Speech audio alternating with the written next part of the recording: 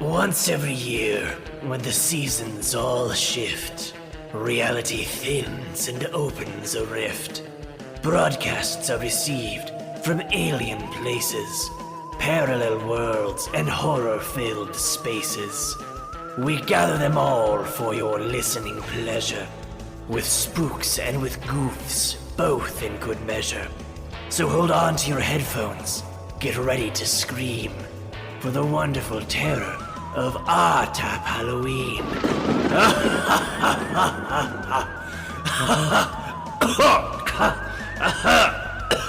Oh, gosh, I got some Pez stuck in my throat.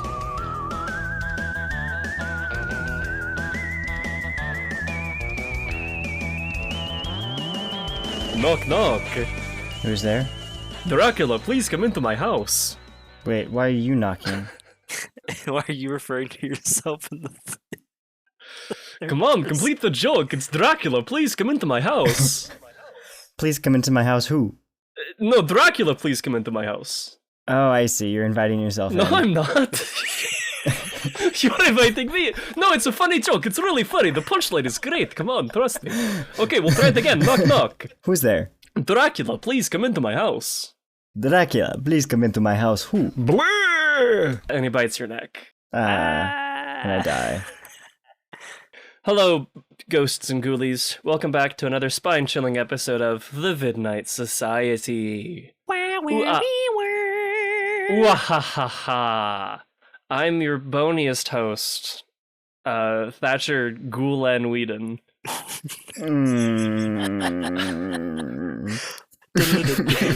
Hey, look, last time we recorded these things, Ian made a solid 5 minutes of jokes about plundering booty, so...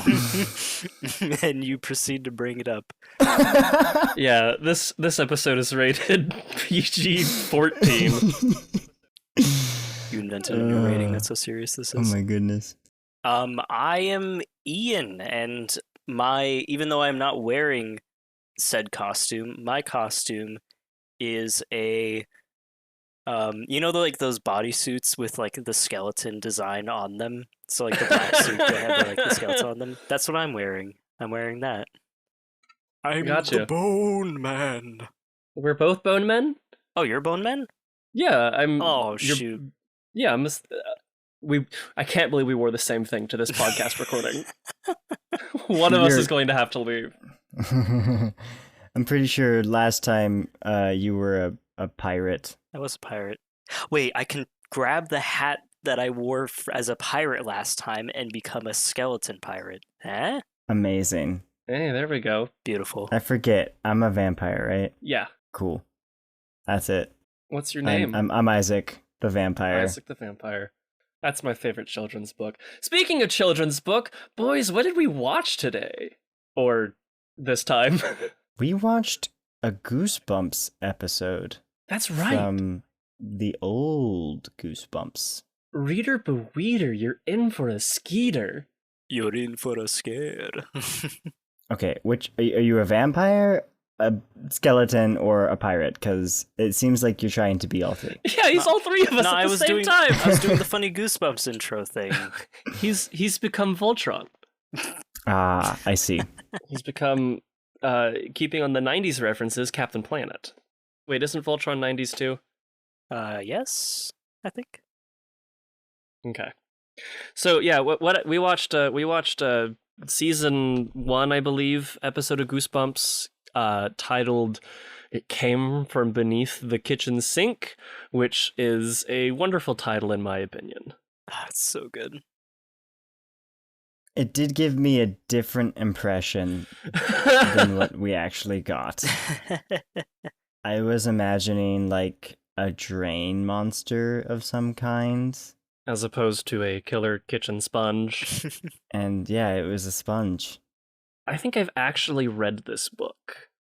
Was it terrifying? No. To imagine a killer kitchen sponge that doesn't actually try to kill anyone. It's just a creepy sponge, actually. Do we want to give like a plot synopsis? Here, let's see. Yeah, I'm gonna get my notes up. What are we waiting on right now? What's happening? I was trying to find the notes that I took, the very careful and funny, detailed notes that I took about the episode of the Goosebumps that I watched. Apparently those notes don't exist no more. Uh-oh. That's because I drove to your house and I fed them to the killer kitchen sponge under your sink. Oh. Isaac, it has a name. It's a gruel. It's a grueling name. I'm grueling this episode of Goosebumps about the gruel. Ha ha ha ha. Are you also eating a bowl of gruel? Wait, gruel's a food? Yeah, gruel's a food. Oh, is it grueling? Okay. Some would think so. Yes. So, let's talk about it came from beneath the kitchen sink. Did it? It did. Or did it come from outer space? I would That's what I want to know. say that it's no. I think it's a natural critter. So, it came from beneath the kitchen sink. Sorry. Like any Goosebumps, stars a child in the 90s living in the suburbs. So yeah, it was not what I was expecting from an episode of Goosebumps titled "It Comes from Under the Sink." Yeah. So, yeah, the episode starts with the stereotypical Goosebumps family, which, for those who don't know, is a family from the 90s. And all the Goosebumpers are moving into a new, beautifully big house. And as they're moving into this beautifully big house, the family's dog, whose name is Killer, which is, I'm sorry, Yeah, a bad name for a dog. yeah. I was thinking the same thing. Like, why is the dog's name Killer? That's such a bad name for a dog. And it's a German Shepherd, which is like, I mean, nothing against German Shepherds. They're beautiful dogs. They're just giving German Shepherds a bad rap. Yeah. We need justice for German Shepherds, bro. Like, if it was a pug and you named the pug Killer, that's ironic. I can get behind that. But, like, I don't know. Anyways, so like a Killer... pit bull, maybe, that makes sense. Like the musician Pitbull, if he was your dog. Mr. Worldwide himself. So, Killer freaks out at this empty house, and he's like, oh my gosh, guys, like, Rutrow gang, there's something beneath the sink. And the main character of this episode, Kat, goes to the sink, and what does she find? Oh, that's funny. I didn't realize that. That her name was Kat? Yeah. Yeah. Cat dog. Cat dog? Cat dog. There's nothing to it. It's just funny. Anyways, what does she find beneath the sink? She finds the sponge. The spong! She finds SpongeBob. But without pants. But this SpongeBob isn't the SpongeBob you know. Yeah, she crawls underneath this impossibly large, like, underneath the sink. And she finds... It was huge! It was huge! Go back, watch the episode. It was like freaking... Yeah. It's like, I'm surprised Mr. Tum just didn't pop up. She was going into Narnia. Yeah! Like, oh, hello, child. But instead of Narnia, it's just darkness. It's the land of lost kitchen supplies. So they find a gruel. A gruel is a sponge with little red eyes that freaks the kid out. And the way the gruel work is every time you done touch the gruel, you done get some bad luck. Is it every time you touch it? That's what I thought it was. Maybe it's not. Maybe it's just like if you're in the vicinity. Like I'm pretty. I think it just brings bad luck when where it chooses you. It brings bad luck as long as it's around. Yeah. Okay. Which is why the plate gets dropped and the mom is like, my china. My finest china. My china's been broken. Yeah, so she finds the gruel, she throws it on the ground, she's like, oh my gosh, guys, look, it's a sponge. Yeah, but it's like the horror story of bad luck. Yeah, so all this stuff's happening, all these... She freaking drops, like, a glass, like, cup on the ground that breaks, and then her brother, like, steps on the glass because of the spunk. And then I think the dog runs away too at that point. Yeah, the dog goes missing. And her truck breaks down. I thought it ate the dog for a second. I was like, oh no. I did too. I thought there was a dog fatality. And I was sad. Yeah. I thought that was like it was that's when I thought it was a killer sponge. By the end, I decided it was not a killer sponge because no one died. And it didn't try to kill anyone. But you thought it might have killed the dog? Yeah, at which So- point it would have been a killer sponge because it killed the dog named Killer. It would have been a killer. So I would just like to point out real quick, actually, that I didn't watch Goosebumps as a kid. Really? I didn't either. It- This is the first Goosebumps episode I've ever seen. I watched Goosebumps as a freshman in high school. So a kid. Yeah, by some people's standards. They'll never understand me. I didn't watch it as a kid. So I was going into this first time ever watching a Goosebumps episode, Oh. and Same. I didn't know the maturity level that I was supposed to be watching. So here's the thing, not gonna lie, there was a part of me, like, kind of really early on in the story where I was like, is this thing going to eat the little brother? Because that would be so funny if it did. And it didn't, unfortunately. I will say this for Goosebumps. I've watched quite a few episodes of Goosebumps, and there are some episodes that, as I recall, go hard. Like, there's books where there's things that eat people. Several things that eat people. Usually big blobby things that eat people.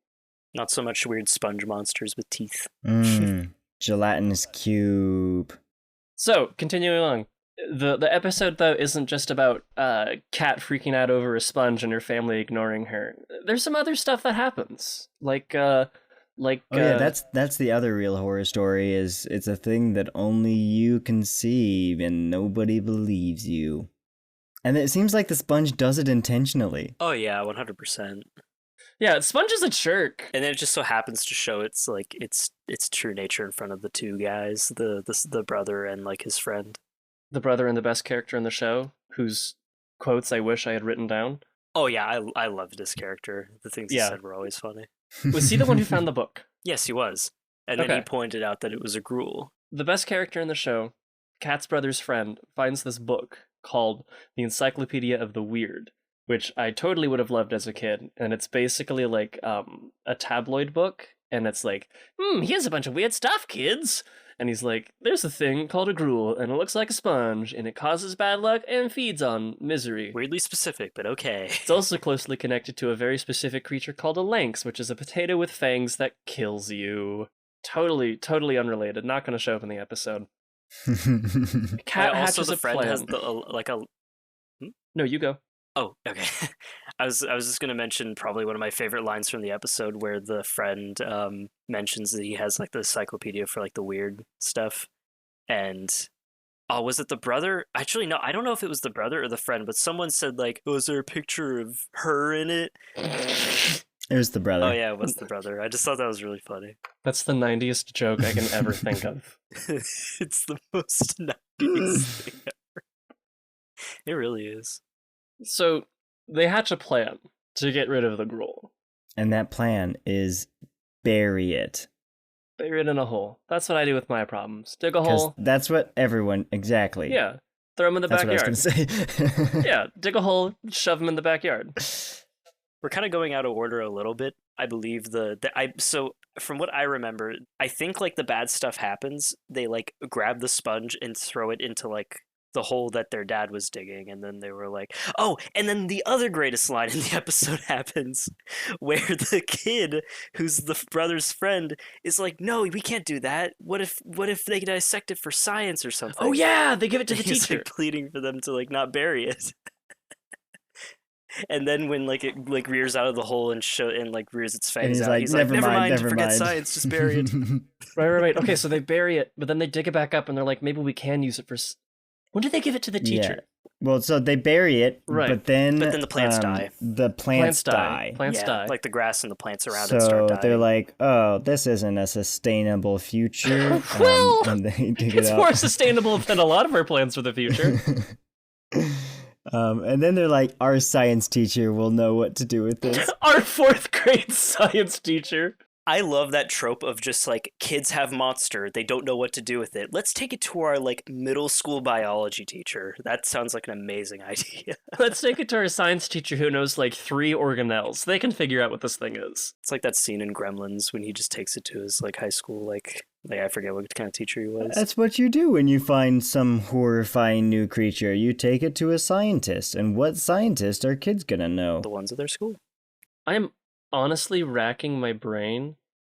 I don't think that there's a single science professor that I've had that I would take a weird creature I found to.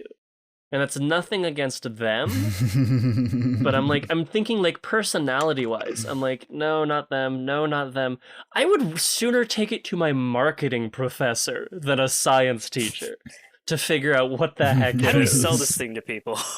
Not to sell it! I mean, maybe, but...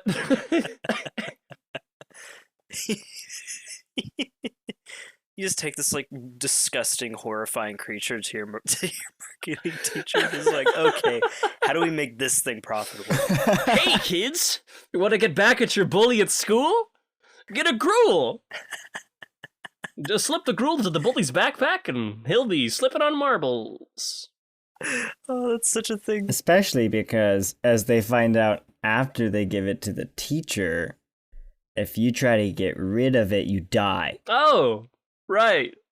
Convenient. After an indeterminate amount of time, it never really specifies, because technically she gave it away. There's not a clock. Let's check the wiki.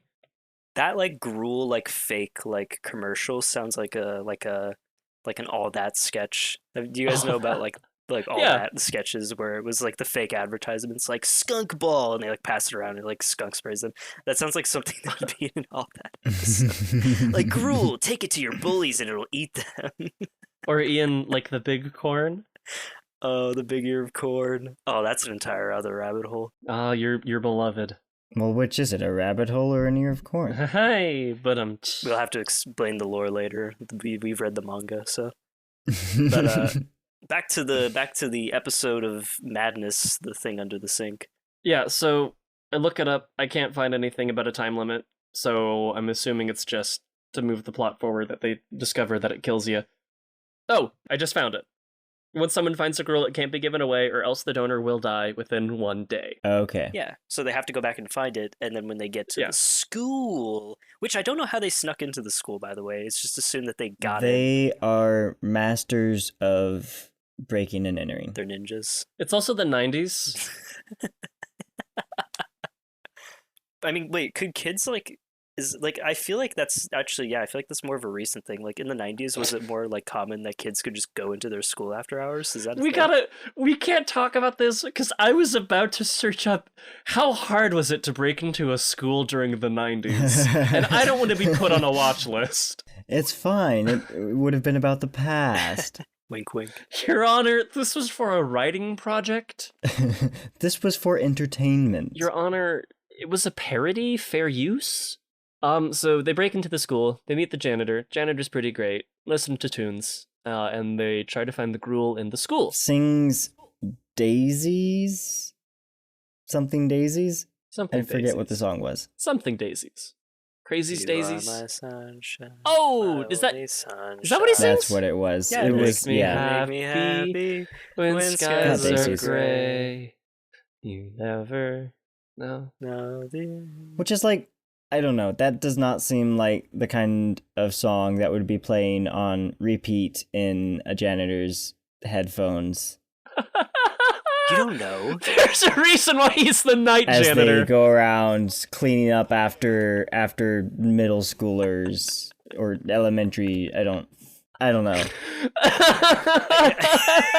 That's a Goosebumps book As all in someone of who itself. has cleaned buildings, nah, you want something upbeat. You Are My Sunshine isn't upbeat. He seems like a Tally Hall kind of guy, you know? He really does. I feel like he's not listening to the right kind of music, you know? Someone needs to introduce him to Tally Hall. Also, you're peaking so hard, I can't even hear your laugh. It's amazing. I know. Oh, that was just so funny. He's just listening to freaking, like, turn the lights off while mopping. oh my goodness, like these kids are fighting this Grool and it's like, I like to say hello and welcome you, good day, that is my name in the background. Oh. And he's like singing it along, but like off key. That'd actually be the funniest thing. He's like trying to do the rap part from Ruler of Everything. They're like screaming and he's like, do you hear the film Jibba Jabba with the North Salad there? Oh, Tally Hall Janitor, my beloved. Oh man, oh my goodness. He's mopping the tally halls, dude. Such a random segment. Oh, how did we go from Goosebumps to Tally Hall? This is the bit that gets animated. Oh my gosh. Wait, you just doubling over coughing is what gets animated? The whole thing is funny. Oh, okay. So they find the Grool. And he's not very cool. And then they knock over some acid. Wait, that entire scene was like, it made me angry and confused at the same time. It's like classic movie acid that like immediately starts bubbling on the floor and like you touch it and you die. You know, the type that they would have in a 4th grade biology classroom. I love how it's like they knock down the thing of acid. There's chemicals and acid all over the ground. Open. Oh, my favorite thing is when Tally Hall Janitor comes in and he's going to get the fire extinguisher. He reaches up, or it's the circuit breaker or something. He reaches up to open a box, and he reaches up and he drops the key. And he bends down to pick the key up, and then he stands up and he hits his head and falls out. He just sneaks up, bonks his head, does like a like a Looney Tunes style, like falls on his back, his legs throw up into the air and then just land perfectly straight down, like out of Looney Tunes or something. It's so funny. I had to watch that again and again because the timing was perfect. Oh, which is just more Gruul bad luck. Apparently, more Gruul bad luck. They can just kind of do whatever bad luck they want to try and avoid capture, I guess. Yeah. Also, but I love not enough. I love how at one point it makes something happen that isn't even like circumstantial. Like it just straight up makes a beaker in the like science lab like break for like no reason randomly in the episode. Yeah, or like it just like makes telepathy. You break now. The main character's brakes on her bike stop working. Oh yeah, he cut the brakes like a mafia crime boss. He cut her brakes. This thing's working for some like bigwig in like New York, dude. You don't know. It's me, Antonio Grool. Now I'm just picturing the Gruul with a mafia hat and a New York accent. Antonio Grool sends his regards. Antonio Grool sends his regards. Any last words? It's just the big loofah kitchen sponge with the fedora on. Now that has to be the next, like one of the next stickers. That's amazing. Yep, I was about to say Antonio it. Grool. That's amazing. Antonio Grool sends his regards. Oh my goodness. So they get the Grool. I think they hit it on top of. There's like a weird. Oh, get the Grool! Don't get the Grool! They can't leave because of the acid. It's like on the ground, preventing them from leaving. It falls and like is now on the acid, kind of, grows but from it's not dying. It's getting bigger from all the misfortune. All I remember is it gets on top of a shelf, like a cabinet, and one of the kids climbs up to get it. That's how she knocks the acid. That's how she knocks the acid, and the whole cabinet just falls over, and the Grool gets acidified, and starts growing. Right. But then the music from the janitor is playing and it gets smaller, and so smart kids are like, if we sing this happy-go-lucky song, it gets smaller. Yeah, because that's too happy for it to like grow. So they do that, but then like they end up stopping for some reason and it gets bigger again. Because the chemicals make it hard for them to breathe. They're all like right. They like can't breathe anymore. And then the janitor grabs but this is the thing that made me the most angry, because that's not how that works. He just grabs the fire extinguisher and blows and like sprays it on the acid and chemicals, and that somehow magically makes them like deactivated for some reason, like they're no longer being acid and chemicals randomly. I'll say two things. Like, I guess that's how that works. I'll say two things. One, he may be blowing the fumes away. 2, Oh, that's true. don't spray chemicals on more chemicals. That was actually what I was thinking. Like, what if he just created like the death virus or something? Yeah, like, And they just all don't died? worry, kids, I'll solve this. Oh no, I created mustard gas. Tally Hall Janitor, how could Funniest you? thing. I just imagine an alternative ending where he sprays the acid with the fire extinguisher and creates a freaking like war crime level chemical that just kills them, and then the sponge just wins the day. That'd be the funniest thing ever. This is how it should have Should have ended. ended. The Hishi. The OTAP Hishi. The Hishi of Goosebumps. Oh my goodness. So using the power of positive music, they shrinkify the Grool and it turns into a Tamagotchi, and then the kid essentially places the Grool into a fate worse than death by forcing it to listen to happy pop music nonstop for eternity. Yep, in a little cage in its room. It's forced to listen to Tally Hall. I mean, here's the thing. Listening to Tally Hall for eternity, congratulations, you've just described my everyday life. Listening to You Are My Sunshine for eternity? Ugh. I mean, it wasn't listening to that. It sounded like, honestly, the music she was playing in the cage didn't sound that bad, to be honest Okay. with you. Like, from what I remember, it was just kind of nice. But does the Gruul think it's bad? Because it's keeping them small, so probably. Can we get Gruul music reviews? EDM. Gruul music reviews. Too happy. Lipa album I did not enjoy. You just play Chop Suey, and it's like, now that's music. Yeah, System of a Down. Why don't the Foo Fighters still play music? Yeah, I also forgot that when the cassette stopped working, because they set it up that the cassette kind of was like weird and finicky and didn't want to work sometimes, they start making up lyrics that are happy to like sing to the sponge. Oh yeah. But some of them come Right. across as just flirting, not so much as just Hey, happy. Spongy. Yeah, they just start complimenting Like, you're it. real nice and great and handsome or something. I forget what they Got say. a rockin' bod. I wish I was that toned. Oh. Man, I wish I looked like a sponge. I wish I had the texture of a sponge on my entire body. Do you moisturize? I wouldn't need to have a sponge. Hey. And then Dudum. if you've never experienced a Goosebumps, R.L. Stine has this tendency to have a the end question mark in his books. So the end question mark in this was everything's fine. They run downstairs. Killer's back home. The killer is inside the house. They're having fun. And then Killer's like, oh, hey guys, I got this great potato. And Kat is like, why, what is it, this potato? And then, what is the potato? It's a lynx. It's me. It's a lynx. Ah! Did you just say it's you? I said, Yeah, because I'm a vampire. it's me. It's me. I forgot the way to describe it. It's basically just a vampire potato. I was just surprised that you remembered the name. Actually, I'm not gonna lie. There were a few key moments that I rewatched like 4 or 5 times after I got done with that episode because they were so funny. Oh, so now that we've actually recapped the episode, how would you guys In half an how hour. would you guys rate it? How many bumps did it goose for you? It goosed exactly 3 bumps on the potato. Out of 5 bumps?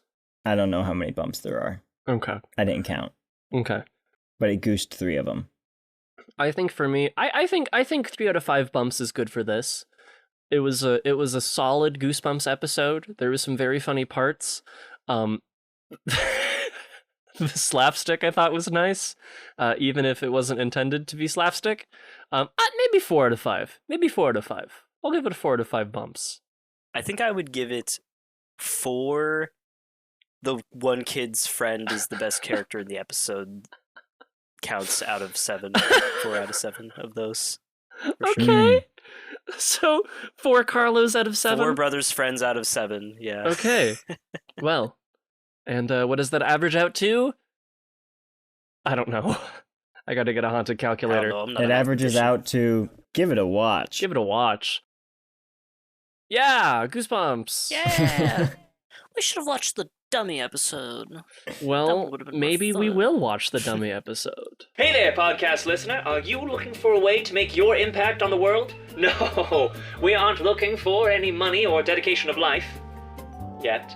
No, we're simply here to let you know that the OTAP Season 2 Big Funny Awards voting ballot is open. That's right, the OTAP Season 2 Big Funny Awards voting ballot is your perfect way to let the world know what you think of your 6.5 favorite podcast.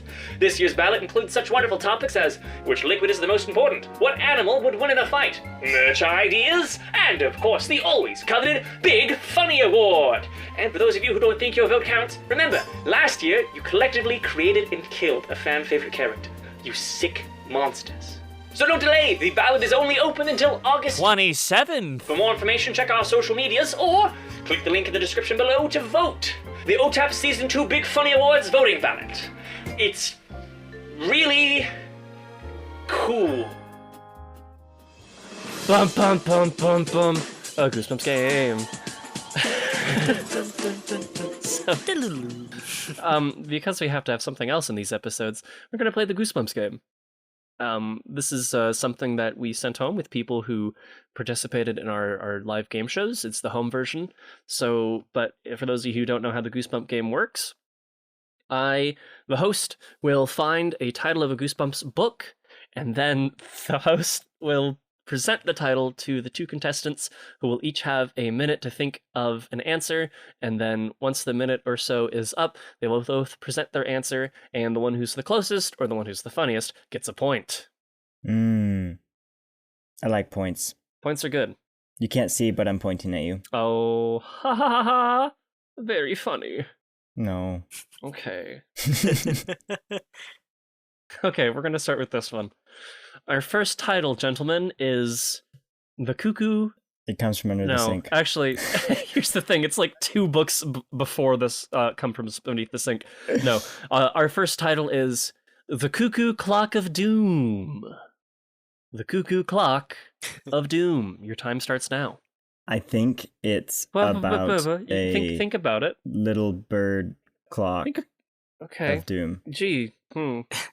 Take your time, Isaac. We got a minute to think It about kills this. people. Not Okay. really. It wakes you up in the middle of the night. Okay, well, I guess I did say a minute or so to think about it. You so. can never fall asleep.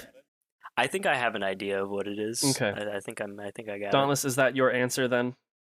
Yeah. Okay, It doesn't let you fall asleep. It just makes so much noise. so it's like a neighbor's dog. It's that terrifying moment where you're in someone else's house and they have a cuckoo clock and it just randomly goes bling, bling, Hmm. bling.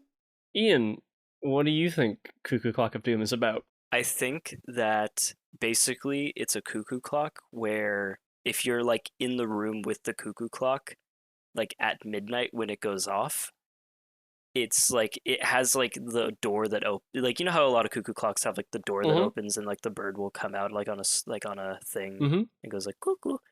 I feel like with this clock that would happen, but instead of a bird coming out, the door opens and it just creates a miniature black hole that sucks in like the souls of like the people around it, and then it just closes, Okay, and then like those people are never seen again.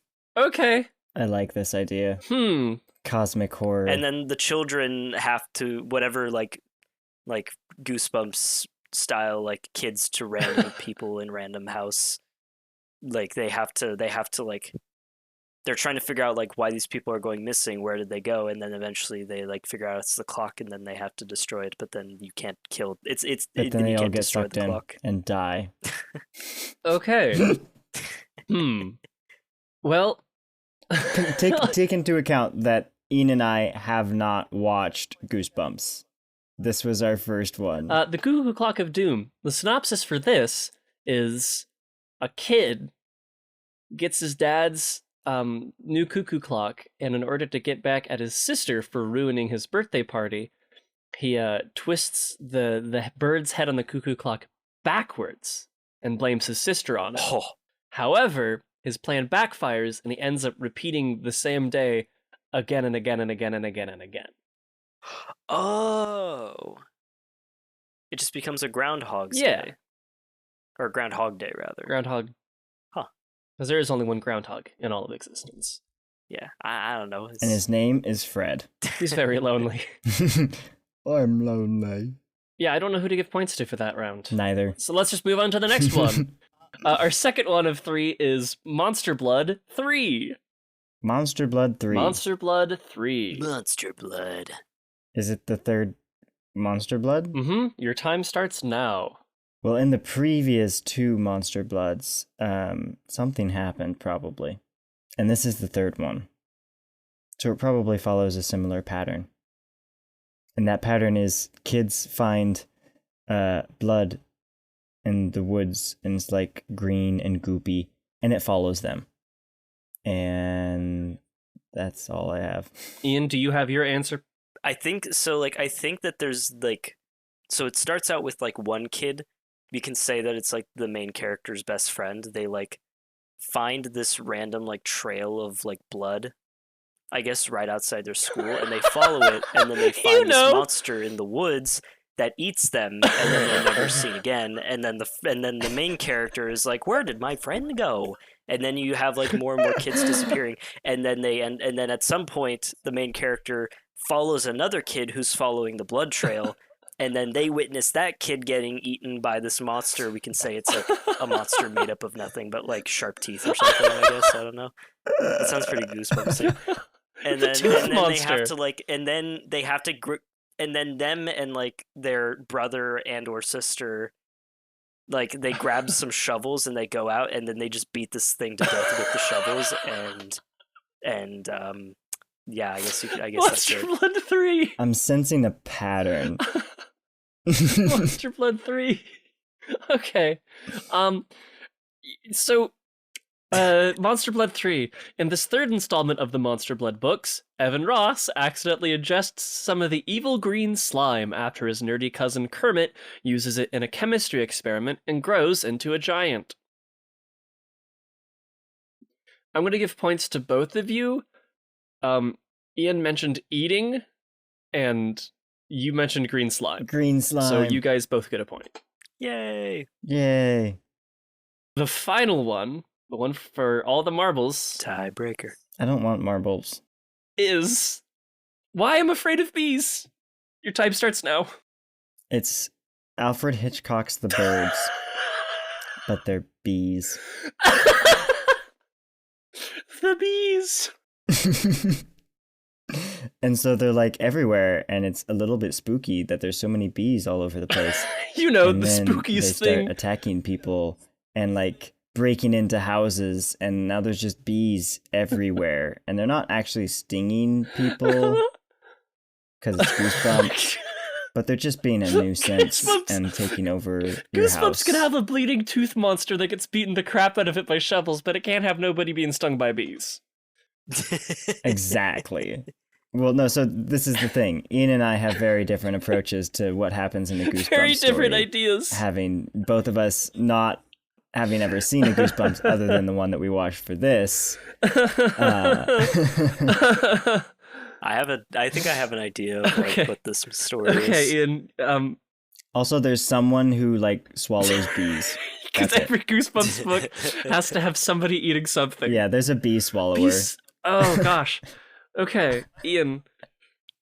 All right, so this is gonna be a weird one, but hear me out. Hear me out. All right, you have these kids. They're in school, and they get a substitute teacher, right? His name's a like substitute beacher. his name is like some bee pun. It's like Mr. Buzz or something. I don't know. Okay. And Barry. and basically there's like they tease early on that there's something weird afoot because there's like a kid and he's like walking to like home from school, and he's kind of like on this road that's like sort of like it's kind of like a back road, like near the woods, like it's not Right. like near the town or anything, so it's like hard to see. And like as they're walking back, you hear like bzzz, and then you hear like more bzzz, and then they Does turn the around camera do that and like thing from the where it's like following the bee's yeah, perspective? from the perspective. Yeah, yes, and then it gets to the kid and it zooms in close to their face, and you're like, ah, and then that's like kind of when the episode begins, and then the MC and like their best friend, they can both be girls, I guess, because girl power, why not?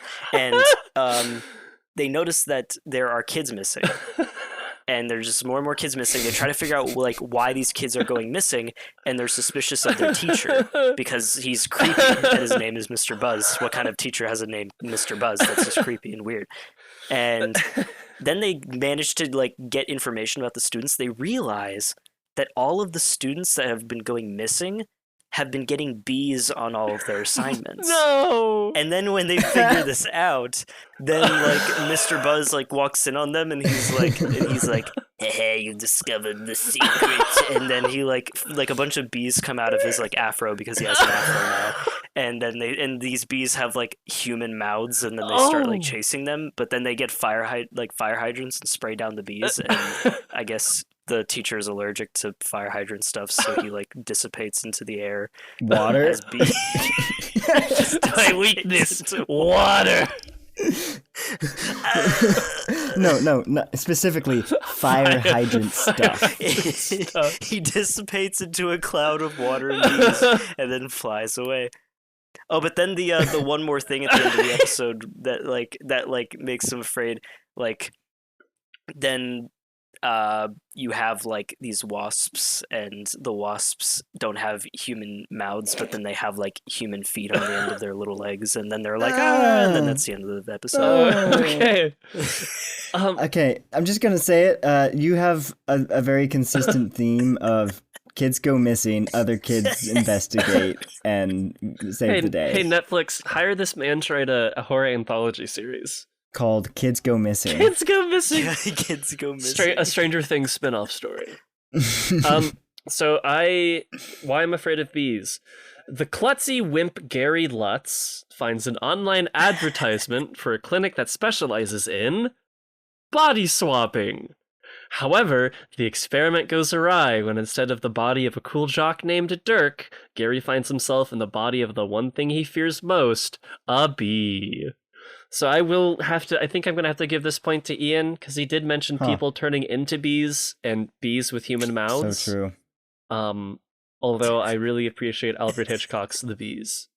Bees with human mouths is probably the most vile thing I've ever said in my life. Well, congrats, Ian. You've won the Goosebumps game. Yay! And congrats you've listened to another episode of the Vidnight Society. And survived. For now. You will beware. You're in for a scare. You're in for a bee. You're in for a bee on your latest exam. Ian, you got that joke for us? Oh, yeah. So, one of you lads pick a number. I don't think I've ever said that before. 3. Lads, pick a number between 1 and 110. 3. 72. All right, 72. Real quick, I'm receiving a transmission from beyond the veil. Ooh, it's my magic 8-ball, and it's telling me to follow Oh That's a Podcast on all their social medias. No way, the social media. That's my magic 8-ball, actually. Oh, sorry. Oh, that's why I'm talking like a vampire. We have a Twitter called OTAP_podcast. Our YouTube is also OTAP_podcast. Our Gmail is othatpod@gmail.com. And we have a Redbubble OTAP-store where you can buy a sticker of Antonio Gruel sending his regards. Oh man, that has to exist eventually. I should make a greeting card. A greeting card that says Antonio Gruel sends his regards. Oh, send Christmas cards to people. Also, keep your eyes peeled to our YouTube, because we might be doing a Halloween streamy thing. Ooh, spooky. Yeah. Go follow those. They're cool. super If you cool. don't follow them, I'll dislike I you. post special art on the YouTube for when episodes come up. If you don't follow them, we'll put a gruel in your backpack. Yeah, of course, we'll die, but I'm already Bones, so I don't think I can die again. But I'm also Bones. We're both Bones. Pirate Bones, though. That makes me special. Everyone's Bones. And I'm a vampire, so I can't die. Vampires have bones. Yeah. How else would they have the ability to not be a blob? Boy, I am a pile of flesh on the ground. Insects don't have bones. They have outer bones. Octopi don't have bones. They don't? No. Well, that's why they're a blob. Okay. Fair. He makes a fair point. He's got a point, you know. Okay. Give us that good old 72. All right. This is one of the 110 one-line horror stories to give you goosebumps. 72. Here we go. Also, there's one comment on this post for the website, and their profile picture is Sideshow Bob. I just wanted to point that out. Nice. Number 72. I'm sorry, Tommy, but we've got to eat. I promise I'll make this as painless as I can. Terrifying. They're both allergic to tree nuts. That's very scary. They both have severe lactose intolerance. Well, rip Tony. The person with Sideshow Bob as their profile picture commented saying in parenthesis, I'm not afraid of you killing me. It's just that you're a bad cook. Oh my gosh. Savage from beyond the grave. That's better than the original post, actually. All right. Happy Halloween, everyone. Happy year of the raccoon. Find the treasure in the pile of corpse parts. Thanks again for listening to OddTap. Make sure to spook up your podcast and You beware, you're in for a scare. bum bum bum bum. Bye everyone. Bye guys.